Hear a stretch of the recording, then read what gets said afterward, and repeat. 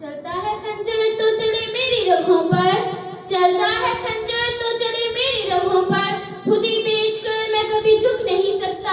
मिटने को तो ये दुनिया भी मिट सकती है लेकिन, मिटने को तो ये दुनिया भी मिट सकती है लेकिन, तारीख की और आग से मैं कभी मिट नहीं सकता।